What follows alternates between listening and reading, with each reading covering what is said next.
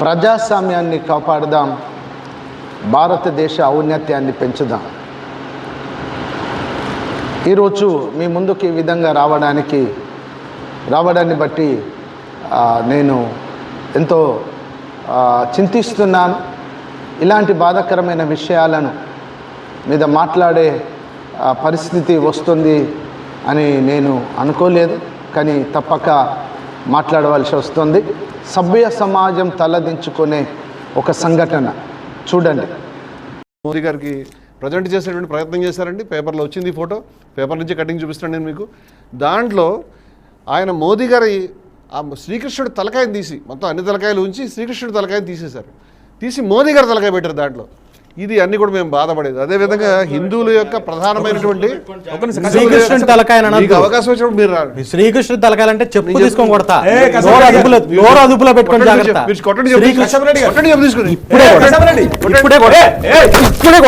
ఇప్పుడే కొడతా. ఏందది శ్రీకృష్ణుడి తలకాయ అంటావు? శ్రీకృష్ణుడి తలకాయ అంటావు? శ్రీకృష్ణుడి తలకాయ అంటావు? శ్రీకృష్ణుడి తలకాయ ఏంది? శ్రీకృష్ణుడి తలకాయ ఏంది? శ్రీకృష్ణుడి తలకాయ, శ్రీకృష్ణుడి తలకాయ అనొద్దు, శ్రీకృష్ణుడి తలకాయ అనొద్దు, శ్రీకృష్ణుడి తలకాయ చెప్పు తీసుకొని కొడతా. రమణమూర్తి గారు, నిన్నటి కాల సమయము నేను ఈ యొక్క లైవ్ డిబేట్ చూస్తున్నాను. నేను చూసి నేను నిన్న వేరొక మీటింగ్లో ఉన్నాను నిర్మల్లో. ఆ మీటింగ్లో ఉన్నప్పుడు నేను మీటింగ్ అయిపోయిన తర్వాత ఇది చూస్తున్నాను. దానికి ముందు చాలామంది నాకు ఫోన్లు చేశారు. నేను వారిని అడిగాను, ఫోన్ చేసి ఏంటి అని అంటే, ఈ లైవ్ వస్తుంది ఒకసారి చూడండి అన్నప్పుడు నేను ఆ లైవ్ చూశాను. ఆ టీవీలో లైవ్ చూశాను. ఆ లైవ్లో రమణమూర్తి గారు మాట్లాడుతున్నారు. ఆయన మాట్లాడిన మాటల్లో ఏమాత్రం తప్పు లేదు. ఆయన ఒక పెద్ద మనిషి, వయసులో పెద్దవాడు, జ్ఞానములో పెద్దవాడు. సమానత్వం కొరకు ప్రజలందరూ ఒకటే అని, మతాల పేరుతో మనుషుల మధ్యలో స్విచ్ పెట్టద్దని, ఎవరి మతం వారికి గొప్ప అని, ఎవరి మతాన్ని వాళ్ళు అద్భుతంగా ప్రమోట్ చేసుకోవచ్చని, ఇంకొక మతాన్ని మనము ద్వేషించకూడదని, భారతదేశానికి మంచి సందేశాన్ని ఇస్తూ అనేకులను మంచి మార్గంలో నడిపించడానికి ప్రయత్నం చేస్తున్న మంచి వక్త రమణమూర్తి గారు. ఆయన మాట్లాడుతూ ఆయన ఒక మాట అన్నాడు, కృష్ణుని తలను తీసి మోడీ గారి తల పెట్టారు అన్నాడు. అప్పుడు అక్కడ కసపు రెడ్డో ఇంకేదో రెడ్డి, ఆయన ఏదో వీరధర్మ ప్రచారం ఏదో సంథింగ్, అంటే వీర అంటే కొట్టడమే, బలాన్ని చూపడమే, ఇదే అనుకుంటున్నారేమో. వీరత్వం అంటే అది కాదు. మతం పేరుతో మానవత్వాన్ని మంట కలుపుతున్న, దేశ ప్రతిష్టతను దెబ్బతీస్తున్న ఈ మత విద్వేషకులను భారత ప్రజలు క్షమించకూడదు. భారత ప్రజలు ఇలాంటి వారి పట్ల అప్రమత్తంగా ఉండాలి. మనుషులపైన భౌతిక దాడులు చేయడం తప్పు.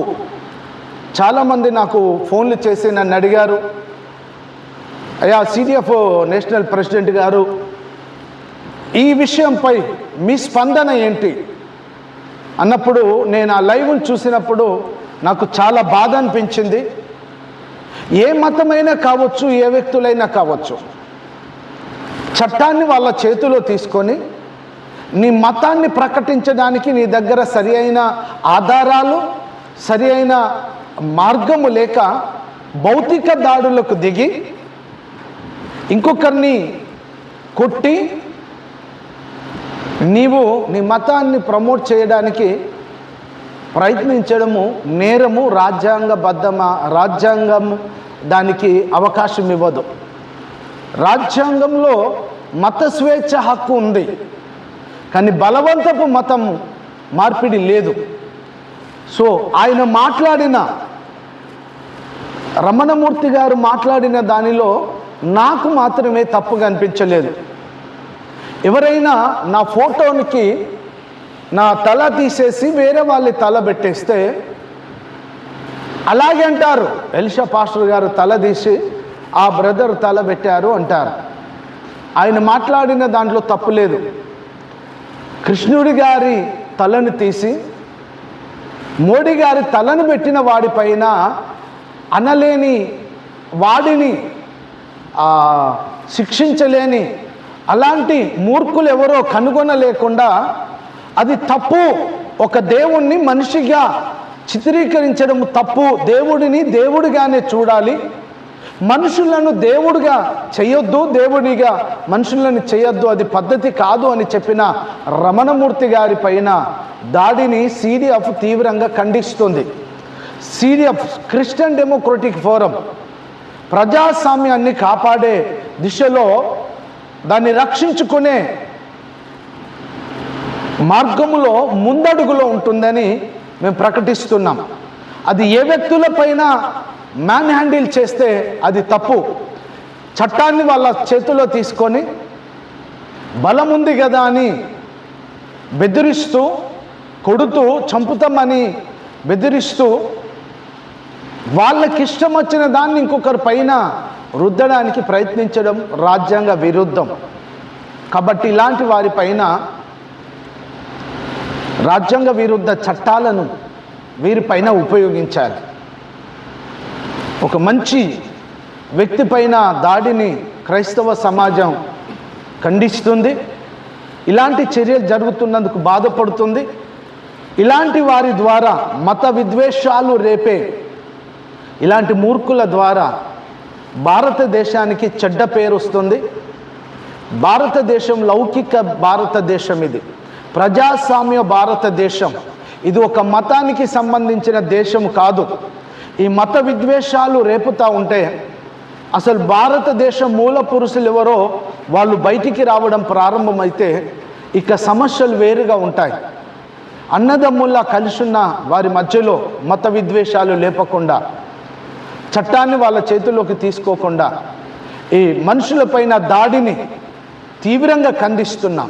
ముఖ్యంగా ఆ BRK టీవీ అనుకుంటుంది, ఆ టీవీ ఛానల్ వాళ్ళు ఆయన పైన దాడి జరుగుతున్నప్పుడు ఎందుకు ఆ జరిగే మూమెంట్ ఆయన చెప్పుతో కొడతానని లేస్తున్నప్పుడే ఎందుకు ఆయనను అడ్డుకోలేకపోయింది? అంటే రమణమూర్తి గారిని కొట్టేంత వరకు చూడాలని ఆయనను కొట్టించడానికే ఆయనను పిలిపించారా? అలాంటి ఉద్దేశం BRK టీవీ వాళ్ళకు లేకపోతే ఇమ్మీడియట్లీ వాళ్ళు అప్పుడే అదే క్షణం అతన్ని పట్టుకొని పోలీస్ స్టేషన్కి తీసుకెళ్ళి పోలీస్ స్టేషన్లో ఆయన కూర్చొని మీరే ఆయన మీద కంప్లైంట్ చేయాలి. రమణమూర్తి గారి కంటే ముందు నీవు ఆహ్వానించిన, నీవు పిలిస్తే కదా రమణమూర్తి గారు వచ్చింది, ఆయనను కొట్టిపించడానికే మీరు పిలిచారా? ఇలాంటి వారిని, మత విద్వేషాలు రేపే వారిని, చట్టాలను వారి చేతుల్లో తీసుకునే వారిని, దాడులు చేయడానికి ఆ రౌడీలను మీరు ఇలాంటి డిబేట్లకు పిలవకండి. 2 తెలుగు రాష్ట్ర ప్రజలకు CDF తరపున మేము విన్నవించుకుంటున్నాం. ఇలాంటి వారిని బట్టి భావోద్వేగాలకు గురి కాకండి. ఇలాంటి చీడ పురుగులు ఉన్నంత కాలం మనం జాగ్రత్తగా ఉండాలి. మతం పేరుతో రాజకీయం చేయడానికి వేరే మార్గం లేక మతాన్ని మాత్రమే పెట్టుకొని దేవుళ్ళను వాడుకుంటున్నారు. ఇది చాలా బాధాకరమైన విషయం. ఆ విషయాన్ని హిందూ ధర్మరక్షక బోధకుడు రమణమూర్తి గారు ఖండిస్తున్నారు. ఆయన రామ మందిరంలో ఏమి జరిగిందో ఆయన వివరిస్తున్నారు. ఆయన చేసిన తప్పేమీ లేదు, అక్కడ జరిగిన సత్యాలను ఉన్నది ఉన్నట్టుగా ప్రకటించాడు. కాబట్టి ఆయనకు న్యాయం జరిగేంత వరకు ఆ కసపరెడ్డి గారి పైన తగిన చర్య తీసుకొని ఆయనకు శిక్ష పడేంత వరకు CDF రమణమూర్తి గారితో ఉంటుంది, వారి పక్షంలో పోరాడుతుంది. క్రైస్తవ సమాజము కూడా ఇలాంటి చర్యలను తీవ్రంగా ఖండిస్తుంది. క్రైస్తవులైనా, హిందువులైనా, ముస్లింలైనా, సిక్కులైనా, బౌద్ధులైనా, జైనులైనా, ఎవరైనా కానివ్వండి, చట్టాన్ని వాళ్ళ చేతిలో తీసుకోవద్దు. ఇది తప్పు. ఈ తప్పును తప్పుగానే పరిగణించి దేశ ప్రజలు, 2 తెలుగు రాష్ట్రాల ప్రజలు మేలుకొని మతం కాదు మానవత్వం ముఖ్యమని, మానవత్వాన్ని కాపాడుకునే ఆ దిశగా మనం ముందుకు అడుగులేద్దాం. మనందరం ఒకటని ప్రకటిస్తాం. భారతదేశ గొప్పతనాన్ని ప్రపంచానికి చాటి తిప్పుదాం. రైట్.